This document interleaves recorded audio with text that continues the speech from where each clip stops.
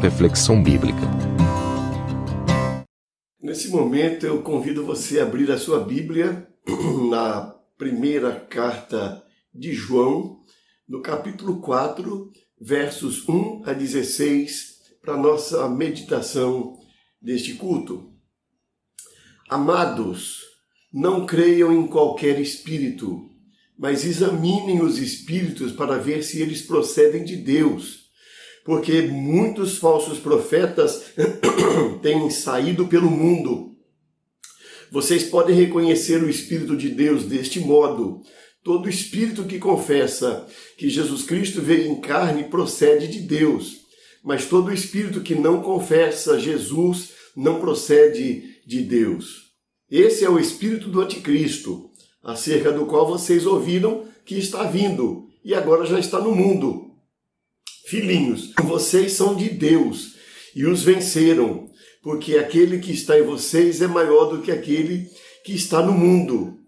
Eles vêm do mundo, por isso o que falam procede do mundo, e o mundo os ouve. Nós viemos de Deus, e todo aquele que conhece a Deus nos ouve, mas quem não vem de Deus não nos ouve. Dessa forma, reconhecemos o espírito da verdade e o espírito do erro. Interessante nós percebemos, já temos destacado esse fato, de que João ele cita uma série de critérios que nós podemos adotar para nos identificarmos como cristãos, como pessoas comprometidas com o Cristo, comprometidas com o ungido. Tenho dito aqui que ele não usa esses critérios para que nós façamos julgamento da vida alheia, no sentido de selecionar quem é de Deus ou quem não é de Deus. O critério aqui é demonstrar o espírito de uma pessoa que de fato segue a vontade de Deus. Então eu destaquei alguns. Por exemplo, ele fala do critério da lucidez, no verso 5 do primeiro capítulo. Ele fala sobre o critério do reconhecimento de pecaminosidade, no versículo 10 do capítulo 1. Ele fala sobre o critério da obediência, no capítulo 3, versículo 24. Ele fala sobre o critério da justiça, no capítulo 3, versículo 10. Ele fala sobre o critério da purificação, no capítulo 3, versículo 3. Ele fala sobre o critério do amor, no capítulo 3, versículo 4. E ele fala sobre o critério da natureza do Espírito que recebemos, no capítulo 3, versículo 24. Então, é interessante você perceber que até aí ele vem falando sobre critérios que nos ajudam a nos identificarmos como cristãos. E, de uma certa maneira, isso nos ajuda também a perceber aqueles que não são cristãos, porém, não dentro desse espírito de disputa entre pessoas para saber quem é cristão, quem não é cristão. Agora, no capítulo 4, ele introduz uma razão muito interessante para que nós consigamos identificar bem este tipo de espírito. Ele diz assim no capítulo 4, versículo 1, Amados, não creiam em qualquer espírito, mas examinem os espíritos, para ver se eles procedem de Deus. Porque muitos falsos profetas têm saído pelo mundo. Então, aqui agora, ele faz uma colocação que eu considero muito importante para os nossos dias. Eu quando leio, eu fico pensando aqui na bênção da incredulidade. Sim, pensar a incredulidade como uma bênção de Deus.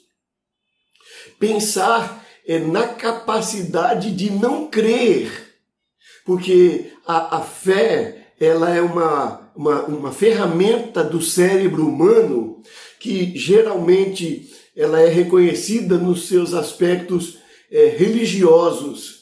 Embora essa ferramenta chamada fé, ela é extremamente necessária em diversas outras áreas da nossa vida que não a área religiosa.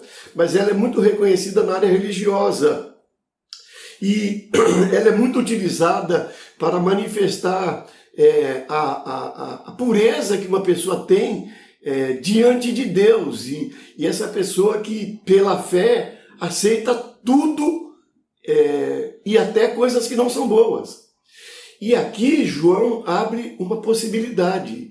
Ele diz que é importante que nós não creiamos, ou seja, essa ferramenta que nós temos chamada fé, ela também deve ser usada para negar a crença em muitas coisas. Diz aqui, não creiam em qualquer espírito. E aqui não está falando do mundo dos espiritualistas, dos espiritistas, ou qualquer outro sufixo que você queira dar à questão do mundo dos espíritos, né? Mas aqui ele está falando que nós não devemos crer em qualquer espírito, porque ele vinha falando do espírito humano. Devemos nos lembrar que no versículo anterior, no capítulo 3, verso 24, ele vai dizer que é pelo tipo de espírito que nós reconhecemos se a pessoa é de Deus. E pelo tipo de espírito, ele começa agora no capítulo 4, nós também podemos reconhecer aqueles que não são de Deus. E nesse caso, eu repito, não para a gente julgar as pessoas entre as que são e as que não são de Deus, mas mais grave, para julgar aqueles que se colocam como profetas. Até porque existe um costume no nosso meio que, como, abro aspas, ovelhas, nós não podemos discordar dos nossos líderes religiosos. Que seria uma atitude pecaminosa você contrariar a palavra de um pastor, a palavra de um padre, a palavra de um pai de santo. Existe uma cultura de que essa pessoa que lidera uma religião é um símbolo intocável. Ai daquele que tocar no ungido do Senhor. Muitos usam esse texto de maneira indevida. Aqui não, aqui João está dizendo, não creiam em qualquer espírito, mas examinem os espíritos. E aí ele vai explicar que ele não está falando agora das atitudes interiores da pessoa primeiramente, mas ele está falando de coisas objetivas. Porque muitos falsos profetas têm saído pelo mundo. Ele está dizendo, existem falsos profetas. Existem muitas pessoas falando em nome de Deus, mas só estão usando a Bíblia, só estão usando a linguagem religiosa, mas a sua ideologia, o seu propósito, a sua finalidade não é que Deus se torne real na vida das pessoas. Não estão interessadas que os valores, os ensinos de Jesus sejam encarnados, muito pelo contrário. Por isso ele está dizendo aqui, não creiam em qualquer espírito, não creiam.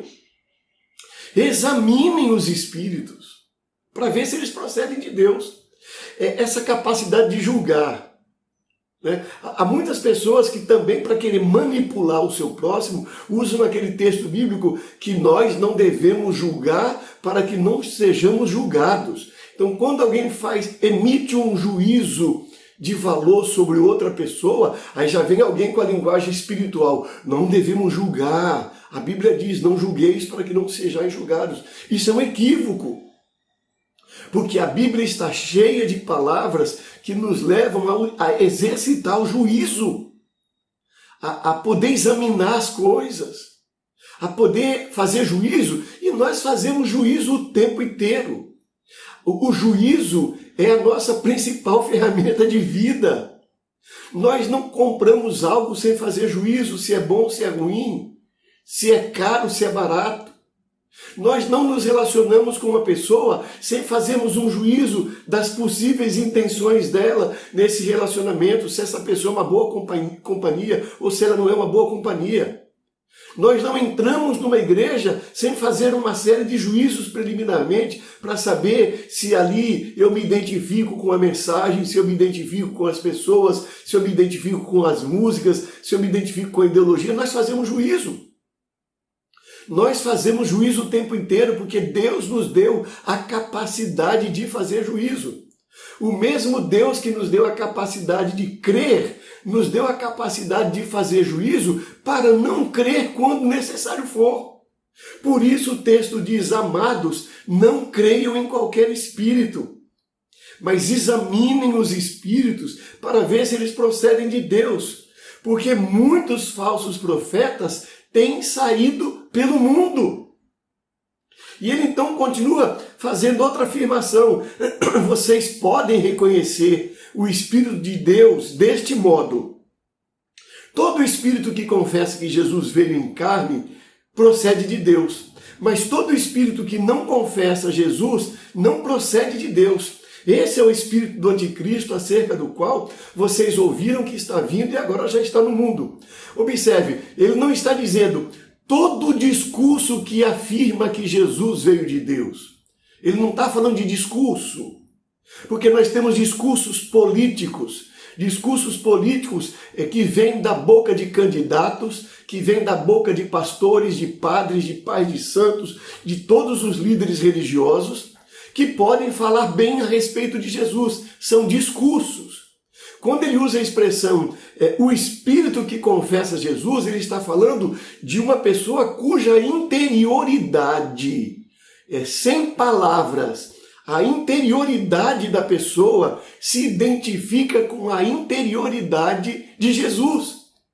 Então é impossível uma pessoa que segue Jesus, a sua interioridade, negar a vida, os ensinos, a razão de ser de Jesus. Esse é o critério. O problema é que nós ficamos prestando atenção às palavras. E nós dizemos assim: aquele presidente, ele é cristão porque ele fala de Jesus. Aquele presidente não é cristão porque ele não fala de Jesus. E às vezes o que fala, faz muita coisa que não é de Jesus. E às vezes o que não fala, faz muita coisa que tem a ver com Jesus. É uma coisa sutil que nós precisamos. Eu estou falando de presidente, você pode falar agora do governador, porque vai aparecer muito governador falando de Jesus, ou pelo menos agora não, mas agora é eleição de prefeito, então vai aparecer muito prefeito falando a linguagem religiosa, vai aparecer muito vereador falando linguagem religiosa. Mas nós não podemos prestar atenção à palavra dessas pessoas, nós temos que olhar o espírito delas, as escolhas que elas fazem na sua vida. Se as escolhas, se os valores que elas priorizam realmente têm a ver com o Espírito de Jesus. Essa é a ideia. Porque uma pessoa que não tem o Espírito de Jesus não pode afirmar com sua vida que Jesus é o Filho de Deus. É nesse sentido que o texto diz: vocês podem reconhecer o Espírito de Deus deste modo. Todo espírito que confessa que Jesus Cristo veio em carne procede de Deus.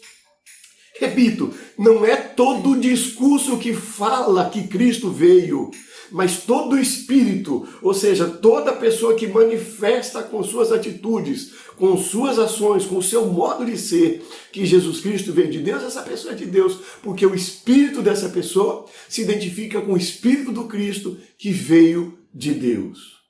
Portanto, essa afirmação não é uma afirmação de natureza histórica, não é uma afirmação de natureza teológica. Se Jesus Cristo veio em carne, não é uma afirmação primeira de natureza histórica ou de natureza teológica. É uma afirmação de natureza espiritual, não é de natureza política, um discurso para conseguir votos. Não, é de natureza espiritual, é algo verdadeiro. Aquilo que a pessoa, se eventualmente ela disser, você já identificou antes pelas atitudes dela, que são compatíveis com alguém que de fato segue o Senhor Deus. E ele termina dizendo: filhinhos, vocês são filhos de Deus e os venceram, porque aquele que está em vocês é maior do que aquele que está no mundo. Ele está falando agora dois tipos de espírito.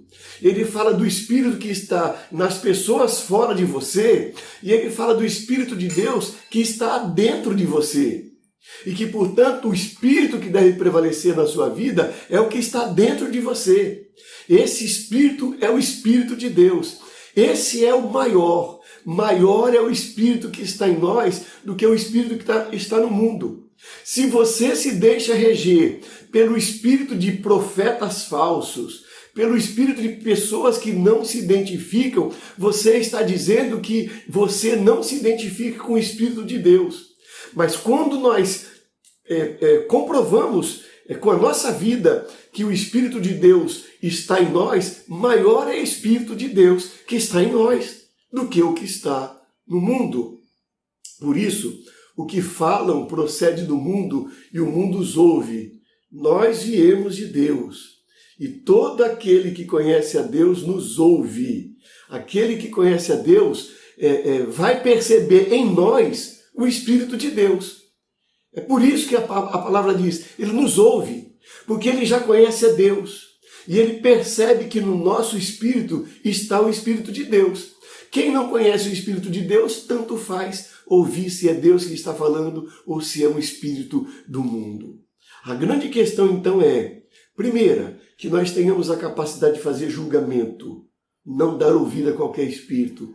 Segundo, julgarmos o nosso espírito de tal maneira que as pessoas possam perceber em nós, perceber que nós estamos afinados com o Espírito de Deus e não com o espírito de falsos pastores, de falsos padres, de falsos pais de santo ou de qualquer outro líder de natureza religiosa. Não é o espírito dessas pessoas que reina no nosso coração, mas é o Espírito de Deus que se manifestou na pessoa de Jesus, o Cristo de Nazaré.